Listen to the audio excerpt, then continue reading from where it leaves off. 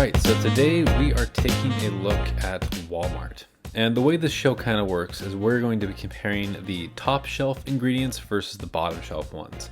Or in other words, we're taking the name brand, comparing it to the store brand.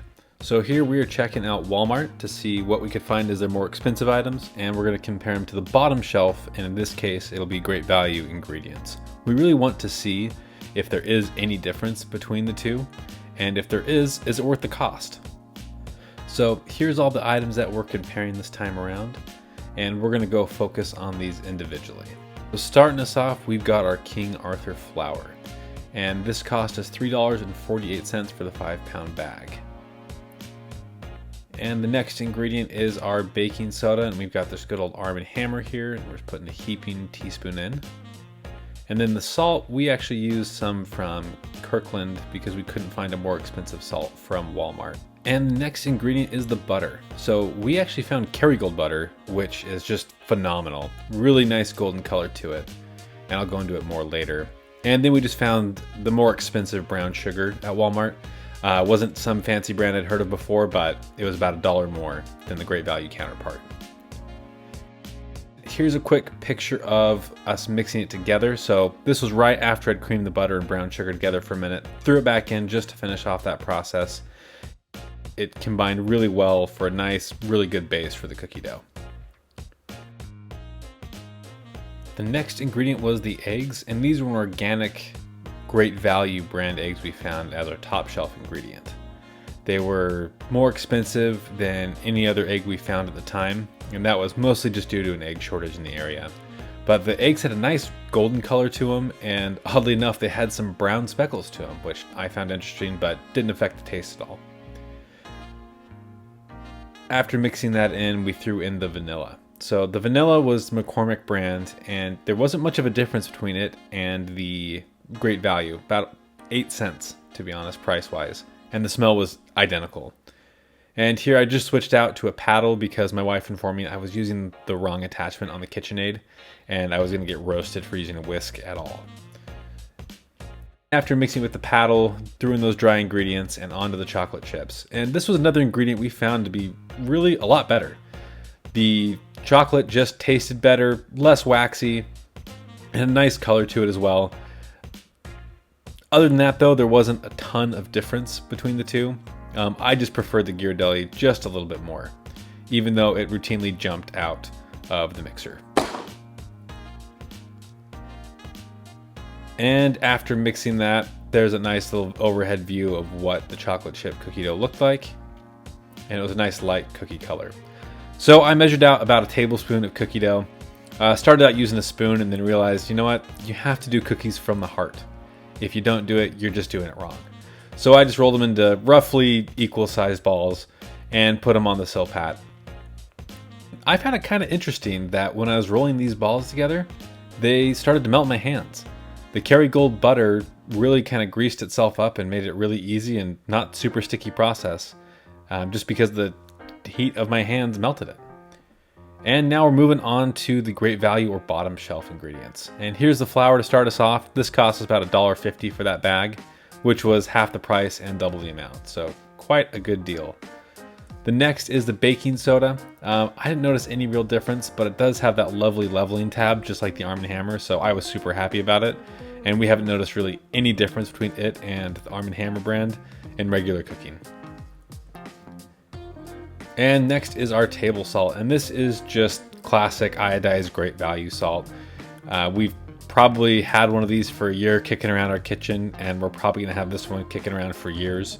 And we use it, any basic you need for salt, even cleaning cast iron sometimes, does a great job.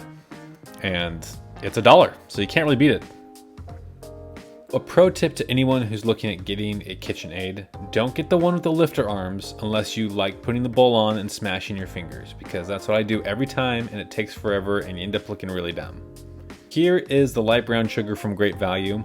The biggest difference I saw between this and the name brand was it didn't mix as well in the actual cookie dough. It seemed to stay a little gritty, but I don't know if that was due to the butter or to this brown sugar. As we can see here in the butter, it is noticeably paler than the Kerrygold, and it seemed not to melt as well. It at least had a higher melting temperature than the Kerrygold. I then attached the wrong attachment again to cream this, as my wife told me, and it ended up mixing together pretty nicely, though it was noticeably darker than the name brand stuff. Not sure what caused that, because the brown sugar seemed to be exactly the same, and I would think that the Kerrygold being a little more golden would make it darker, but this one was noticeably darker. Even in the weird lighting here, it really was a different color. And here are the eggs. These are just your run-of-the-mill, regular, cheapest you can find great value eggs from Walmart. You know, the ones you have to go through and make sure none are actually cracked because they are handled so roughly by everyone. Cracking them open, the yolk was noticeably lighter than the organic ones, and there were no brown speckles like we found in the organic eggs. When we mixed it together, the consistency of the batter to this point was a little runnier as well, which I'm not exactly sure why that was. It might have just been a difference in the eggs. Sometimes they have more or less. And here's the vanilla. Again, not much of a difference between the vanillas. I'd have to probably bake 1,000 different things and test it because I couldn't tell a difference in this case. The batter was a little wetter than the name brand ingredients, and we weren't really sure what caused that. And here I finally repented my ways and put the paddle attachment on the KitchenAid, only to start pouring in the dry ingredients with my wrist twisting in the most awkward way possible and causing this to happen. So if you want a clean kitchen, don't pour the ingredients in like a weirdo. Here are the chocolate chips. They were noticeably waxier than the Ghirardelli, but the taste and overall it was a slight difference, so I don't know if the cost was really worth the difference, but that's a judgment you might have to make for yourself. So I started balling up the ingredients again. This time I didn't bother with a tablespoon, just went directly from the heart. The cookie dough started gathering on my fingertips a little bit more. You can kind of see it in this shot. And then after my 3 taps for good luck here, I threw them in the oven to bake. We tried to keep as many factors as we could between the 2 batches the same. So we tried not to overmix on one, and we tried to keep the baking time pretty similar. Here we baked them for about 22 minutes a piece, and the recipe called for about 20 to 25, so we felt pretty comfortable with that. Here were the results from those top shelf cookies. They came out a nice golden brown, looked great, scooped nicely off of the silpat onto a cookie rack without falling through or melting or disintegrating. And luckily none of them disappeared straight into my mouth. And I let them cool off for a minute, and it took me a minute to decide really which cookie would be best. Was it gonna be this one? Or did that one have some weird edges on it? Maybe that one's better. Nah, this one's good, this one's good. And so as you can see, splitting that in half, it's got just a beautiful gooey center to it and a nice crispy outer edge, and it kind of breaks off with a snap there. It looked so good that I had to pay my wife tax immediately, even before I finished eating my half of it. And overall, they were just a really solid cookie. Just probably what you imagine when you come home from school and you've got perfectly baked chocolate chip cookies ready for you. Moving on to the bottom shelf. So again, we tried to keep the cook time the same on these. So when they came out, they were a little paler. Didn't have that nice golden touch to them, but they still had a hard outer shell. And they were a little gooier in general. And this was kind of a trend through the whole cookie. They just seemed a little wetter, and they weren't as firm when they came out. Even as cookie dough, they were a little stickier. So I don't know if that was due to the ingredients or just due to the inexact nature of baking cookies with eggs. But we had to let them sit for a minute before we did that cross section, just because they were so flexy. You can kind of see right there, it's just falling apart in my hand. And instead of like snapping, it more of just drips and just kind of droops around my fingers for that nice slow cross section. And it looks a little underdone in the middle. And even when paying my wife tax, you can see that fold just a little bit on her there. Now to answer that question of is it better? I would say yes. I would say the top shelf beats out the bottom shelf in this recipe. Though I don't think it's a clean sweep. I think there's some ingredients from the Great Value or the store brand that beat out the top name brand stuff. For instance, I couldn't tell a difference between the flour, but maybe you could make an argument that King Arthur flour does have a better texture to it once you bake it. But I was none the wiser for that end. And the baking soda, the eggs, the vanilla, the salt, I would be hard pressed to be able to tell you which cookie had which in it.